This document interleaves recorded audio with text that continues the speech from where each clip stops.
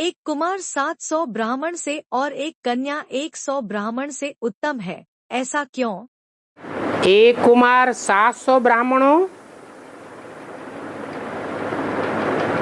से उत्तम होता है। 700 ब्राह्मणों को एक तरफ रखो और एक कुमार को एक तरफ रखो,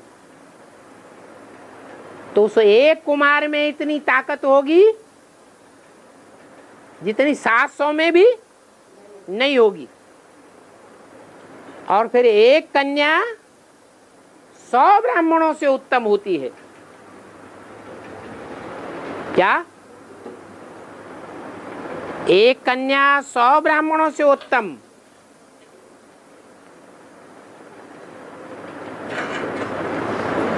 सौ ब्राह्मण एक तरफ और एक कन्या एक तरफ। ऐसा क्यों कहा गया? कन्या तो पवित्र होती है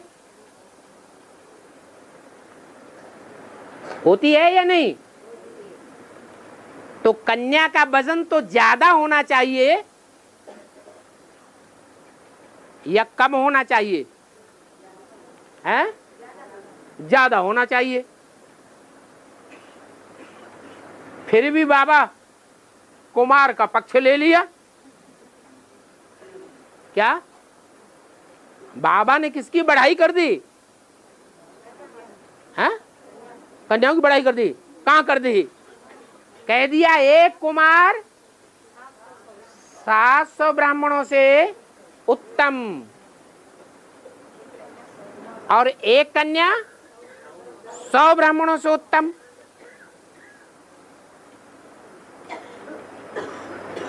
तो ज्यादा पावरफुल किसको बता दिया? कुमार को ज्यादा पावरफुल बता दिया। बाबा दो दो तरह की बातें करते हैं। क्या कहते? मैं कन्याओं माताओं को आगे बढ़ाता हूं, जबकि देखो यहां कुमारों को आगे रख दिया, ज्यादा शक्तिशाली बना दिया, और कुमारियों को कम शक्तिशाली बता दिया।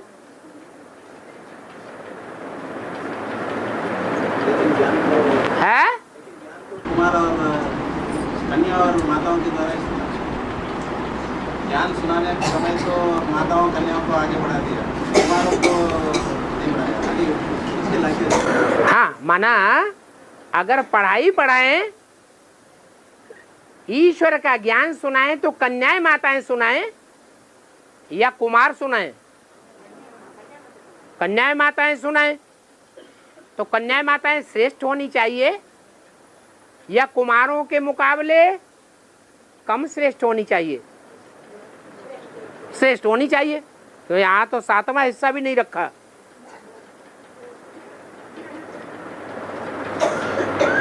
फिर कहते हैं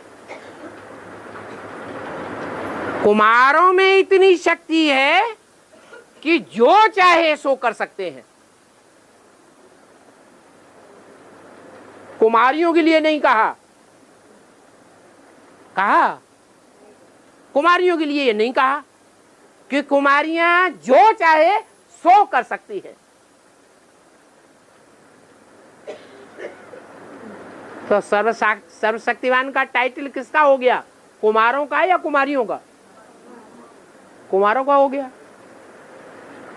तो बाबा बोलते कुछ और हैं और देखने में तो कुछ और आता है।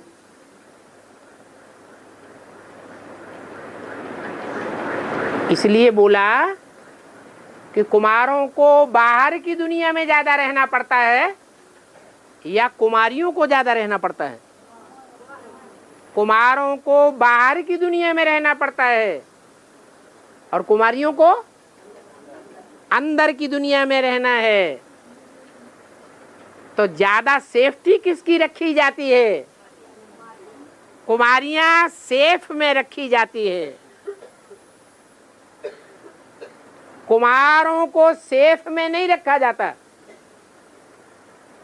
बाहर की दुनिया में रहते हैं, संग का रंग ज्यादा किसको लगता है? कुमारों को ज्यादा संग का रंग लगता है, और कुमारियों को ना के सवाल।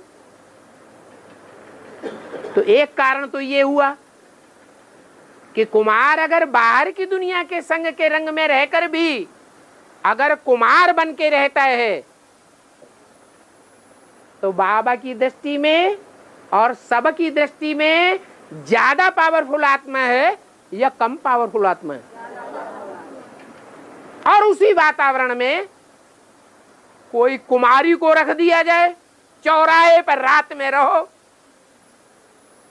रात बिताओ चौराहे पर, दिन बिताओ चौराहे पर, तो क्या कन्या सर्वशक्तिवान बनेगी या अबला बन जाएगी?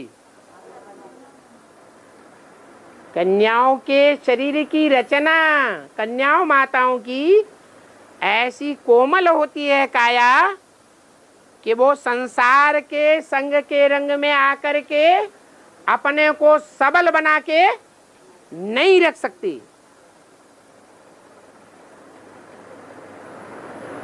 जब तक नहीं रख सकती जब तक कि तन से, मन से, धन से, समय से, संपर्क से, संबंध से, हर प्रकार से भगवान के प्रति 100% अर्पण न हो जाए।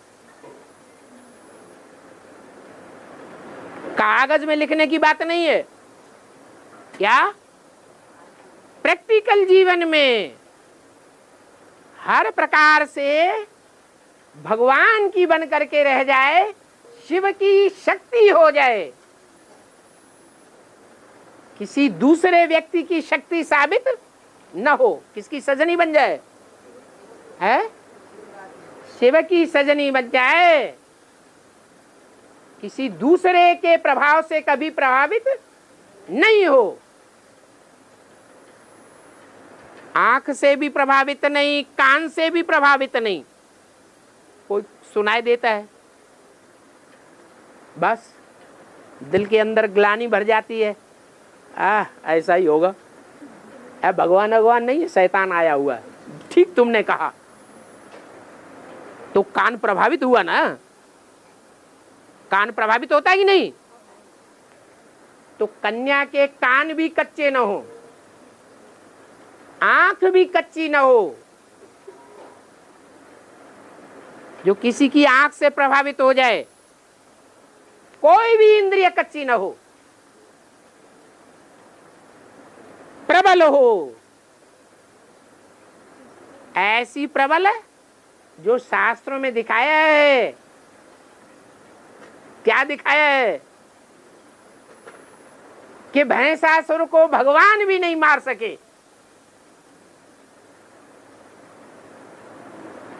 भस्मासुर को भगवान भी भस्म नहीं कर सके।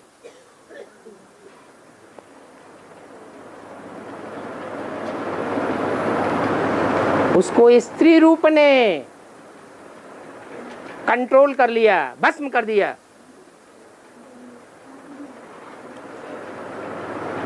इतनी महिमा है शिव शक्ति की। शिव तो सिर्फ शिव ही है, कल्याणकारी है, शक्ति नहीं कहा जाता। शिव अलग और शक्ति अलग,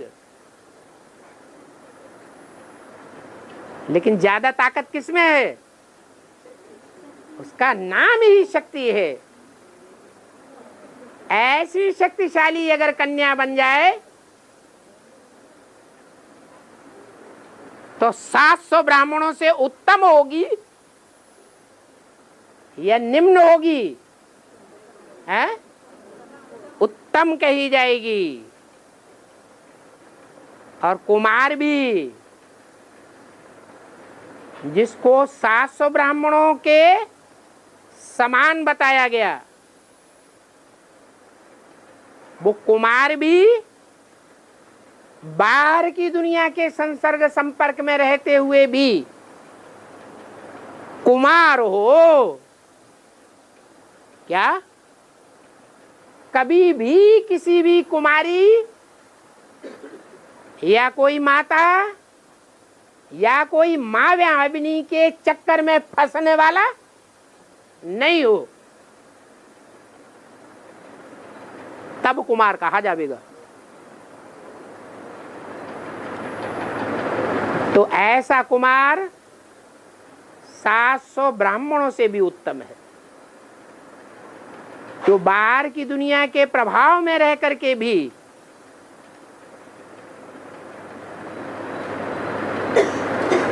श्रेष्ठ पार्ट बजाने वाला तय साबित हो जाए।